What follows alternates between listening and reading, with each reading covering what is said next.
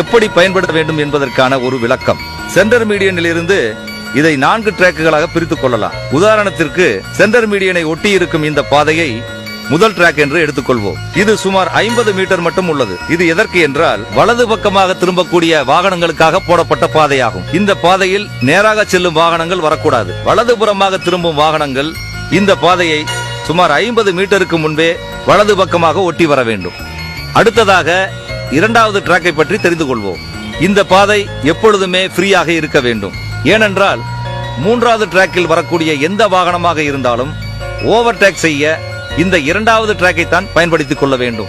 இப்படி அல்லாமல் மூன்றாவது டிராக்கில் செல்லக்கூடிய ஸ்லோ மூவிங் வெஹிக்கிள் என்று சொல்லக்கூடிய கண்டெய்னர் லாரிகள் மற்றும் சரக்கு லாரிகள் இந்த இரண்டாவது டிராக்கில் வருவதால் தான் ஓட்டுநர்களுக்குள் குழப்பம் ஏற்பட்டு ஓவர்டேக் செய்யும் போது அதிகமான விபத்துகள் ஏற்பட அதிக வாய்ப்புகள் உள்ளது. ஆகவே இரண்டாவது டிராக் ஓவர்டேக் செய்வதற்கு மட்டுமே இருக்குமேயானால் கண்டிப்பாக விபத்துகள் ஏற்படுவதை தடுக்கலாம். இப்பொழுது மூன்றாவது டிராக்கை பற்றி தெரிந்து கொள்வோம். இந்த மூன்றாவது டிராக் மிகவும் முக்கியமானது.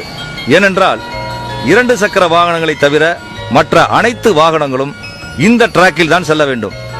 ஓவர்டேக் செய்ய மட்டுமே இரண்டாவது டிராக்கை பயன்படுத்திக் கொள்ள வேண்டும். அவ்வாறு ஓவர்டேக் செய்த பிறகு மீண்டும் இந்த மூன்றாவது டிராக்குக்கு வந்துவிட வேண்டும். அடுத்தது 4வது டிராக்கை பற்றி தெரிந்து கொள்வோம்.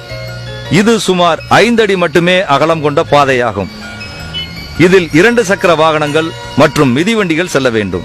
அடுத்ததாக நாம் பார்க்க இருப்பது தேசிய நெடுஞ்சாலையை இணைக்கும் கிராமப்புற சாலை.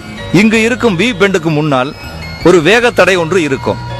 இங்கு வரும் அனைத்து வாகனங்களும் நின்று தேசிய நெடுஞ்சாலையின் போக்குவரத்தை கவனித்து எந்த வாகனங்களும் வராத போது தேசிய நெடுஞ்சாலைக்குள் நுழைய வேண்டும்.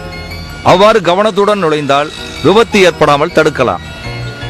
இப்பொழுது நீங்கள் பார்க்கும் இந்த தேசிய நெடுஞ்சாலையில் யூ-டர்ன் செய்வதற்கும் கிராமம் மற்றும் நகர்ப்புற வாகனங்கள் இந்த பாதையில் குறுக்கே செல்வதற்கும் எந்த பாதையும் இல்லை.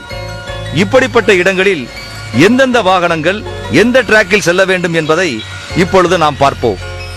சென்டர் மீடியனை ஒட்டியுள்ள இந்த பாதையை முதல் டிராக் என்று வைத்துக் கொள்வோம். இந்த பாதை எப்பொழுதும் ஃப்ரீயாக இருக்க வேண்டும்.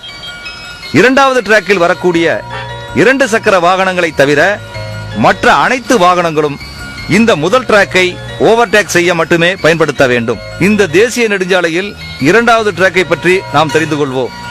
இந்த இரண்டாவது டிராக்கில் 2 சக்கர வாகனங்களை தவிர மற்ற அனைத்து வாகனங்களும் இந்த டிராக்கில் தான் போக வேண்டும். குறிப்பாக இதில் சரக்கு வாகனங்கள் மற்றும் கனரக வாகனங்கள் இந்த பாதையில் தான் வர வேண்டும்.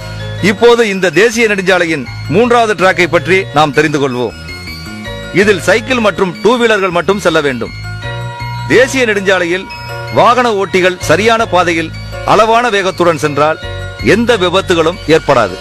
தேசிய நெடுஞ்சாலையில் எந்தெந்த டிராக்குகளில் எந்தெந்த வாகனங்கள் செல்ல வேண்டும், எப்படி செல்ல வேண்டும் என்று உங்களுக்கு மிக தெளிவாக புரிந்திருக்கும்.